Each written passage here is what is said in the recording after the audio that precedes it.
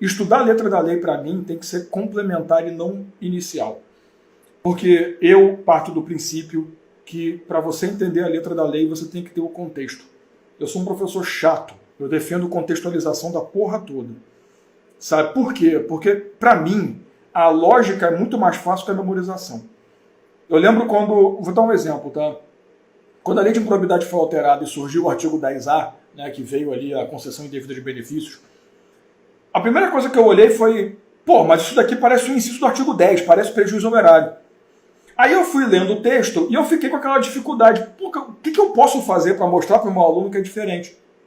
E aí eu fui na lei, né, porque tem lá toda a exposição de motivos e tal, e eu fui visualizando, eu percebi que era meio que vamos acrescentar uma condição, mas vamos facilitar a vida do cara que comete a improbidade. Porque isso me fez ir para o artigo 12, eu olhei as penalidades e vi que eram muito menores se fosse do artigo 10. Aí eu faço essa brincadeira com o meu aluno em sala. Olha, como é que eu vou identificar? Cara, é a mesma coisa. A diferença é que a penalidade é menor. O que a banca vai cobrar? A penalidade. Porque o sistema é o mesmo. Né? Então, para ela não pode... Porque não, só pune com dolo, não pune com culpa, que seria prejuízo homerário.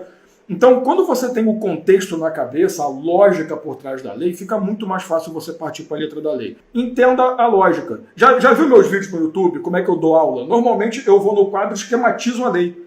Mas eu sempre falo, olha, você tem que ler a lei.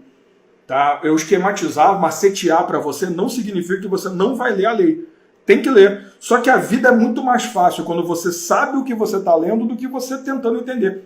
Estudar a letra da lei é uma merda, não tenha dúvida. Quando eu dou aula de letra da lei, que de vez em quando precisa, mostrar a lei, eu aponto quais são os detalhes que você tem que tomar cuidado na prova.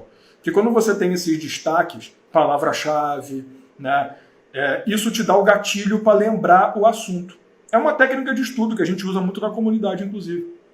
Você ter palavrinhas gatilho na cabeça. Né? Então, pô, cara, eu sei que a prova ela pode tirar essa vírgula e mudar a situação. Então, eu naturalmente já sei qual é a situação original. Porque se mexer na vírgula, vai perder o contexto. Né? Então, essa que é a ideia, sabe?